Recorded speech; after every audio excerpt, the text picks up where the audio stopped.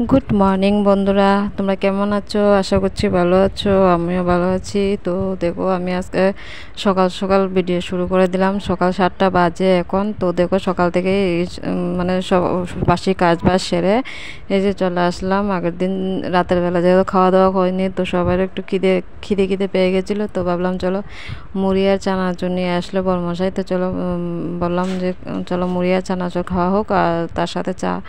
তো তার সাথে এই যে পাশে দেখতেই পাচ্ছ বসে আছে তিনি হচ্ছেন আমার দিদা হন আর কি, আমার কাকার শাশুড়ি মা। তো উনিও এসেছিলেন। তো চলো সবাই মিলে চা মুড়ি খাওয়া হয়ে গেছে সকাল সকাল। তো এবার দেখতে পাচ্ছ চা মুড়ি খেয়ে তো অনেকগুলো জামা কাপড় বের করেছি কাচবো বলে। তো এগুলোকে ভিজিয়ে রেখেছি, ভিজিয়ে তারপর দেখো আমাকে ভাবলাম যে আলু সেদ্ধটা বসিয়ে দিই, তারপর এই জামাগুলো কেচে দেবো। তো ভাবলাম কি রান্না করব, ভাবতে ভাবতে কিছু মানে ভাবতে পারছি না, বুঝতে পারছি না যে কি রান্না করব। তো ভাবলাম চলো আগে আলুটাকে সেদ্ধ বসাই, দেখি তারপর কি করা যায়।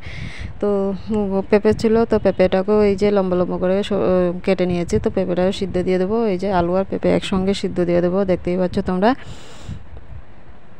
যে দেখতে পাচ্ছ, তো পেঁপেগুলোকে দিয়ে দিলাম। তো দেখলাম যে সিদ্ধটা দিয়ে জলে দিয়ে, তারপর দেখলাম জলটা অনেকটাই বেশি হয়েছে। তো জলটা ফেলে দেবো কিছুটা, এই যে কিছুটা জল কমিয়ে নিচ্ছি এখান হাঁড়ি থেকে। তো এবার তো দেখো হাঁড়িটা বসিয়ে দেবো, এই এবার সেদ্ধ বসিয়ে দেবো আর কি আলু আর পেঁপেগুলো।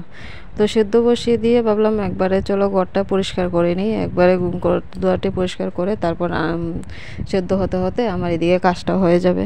তো এই যে দেখতে পাচ্ছ এদিকে সেদ্ধ বসিয়ে দিচ্ছি, বসিয়ে দিয়ে চলে আসলাম ঘরগুলোকে পরিষ্কার করে নিই একবারে।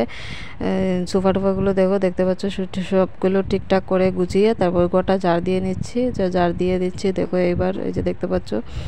তো দেখো আমি থাম্বনেল দেখে তোমরা আশা করি বুঝতে পেরে গেছো যে কোথায় গেছি। তো সংসারের সব কাজকর্ম সেরে কোথায় গেলাম, তোমরা ভিডিওটা ফুল দেখো, দেখলে বুঝতে পারবে যে আমি কোথায় গেছিলাম। তো দেখো এই যে বারান্দাটাকে ঝাড় দিয়ে, তো বারান্দার মধ্যে সবগুলো ময়লা আর কি এক জায়গায় করে রেখে দেবো। এখন আর একসঙ্গে বাইরে বের করব না, রান্না বান্না সেরে তারপর একসঙ্গে নিয়ে সবগুলো নিয়ে বাইরে ড্রেনে ফেলে দিয়ে আসবো সামনে।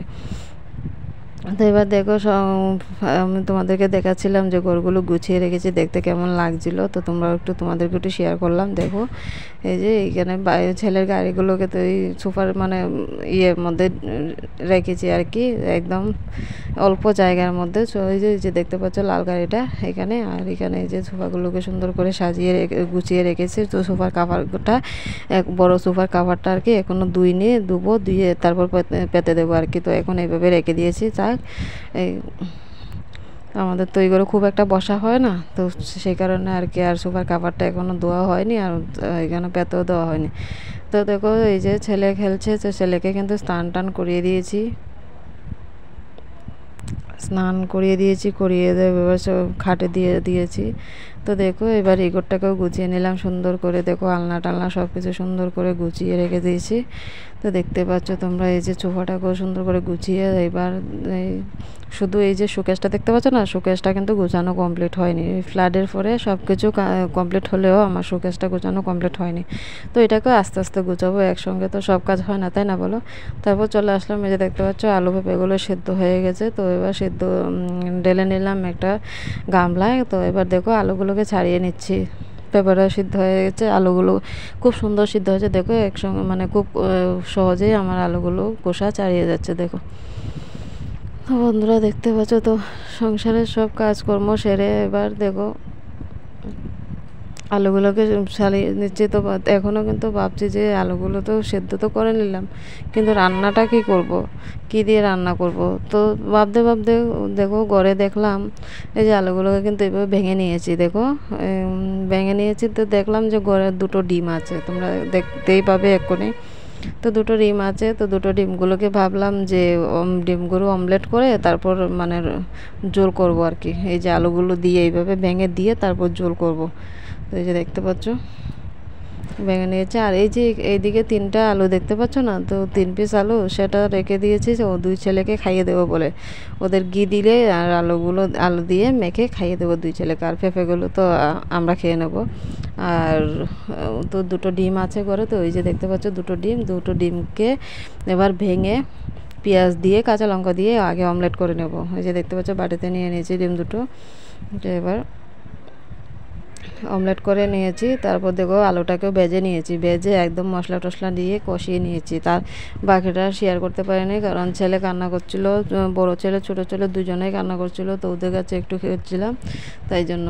আর এইদিকে দেখো ডিমগুলো আমি অমলেট করে তারপর মাঝখান দিয়ে মানে ভেঙে নিয়েছি আর কি, গোটা গোটা রাখিনি, একসঙ্গেই অমলেট করে নিয়েছি, আলাদা আলাদা করিনি, দুটোকেই একসঙ্গে দিয়ে তারপর মানে এই খুন্তি দিয়ে মাঝখান দিয়ে কেটে দিয়েছি।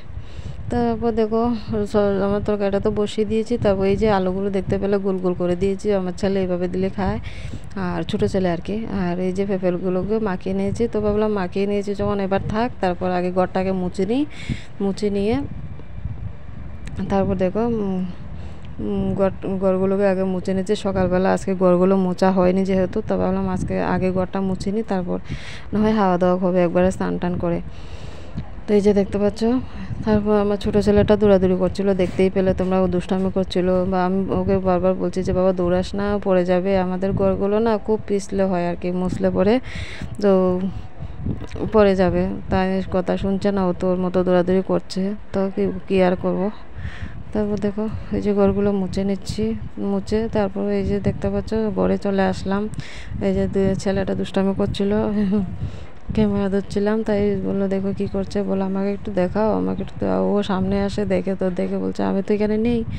তো দেখো এইখানে বড় ছেলে খেলছিল, এই যে বড় ছেলেকে স্নান টান করিয়ে যে দেখতে পাচ্ছ বিছানায় বসিয়ে দিয়েছি, ওর মতো খেলছে। ছোটো ছেলে টিভি দেখছে, ও টিভি দেখছিল, তাই তোমাদেরকে একটু ঘরগুলো দেখিয়ে দিলাম যে কী গুছিয়ে তো রাখি, কিন্তু থাকে কতক্ষণ বলো।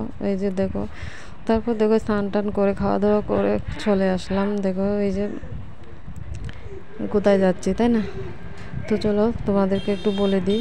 এই যাচ্ছি হচ্ছে বাপের বাড়ি, আগের দিন জন্মাষ্টমী ছিল, তো জন্মাষ্টমীতে যেহেতু বাচ্চাদের নিয়ে যেতে পারিনি, কেন যেতে পারিনি সেটাও বলছি, দাঁড়াও।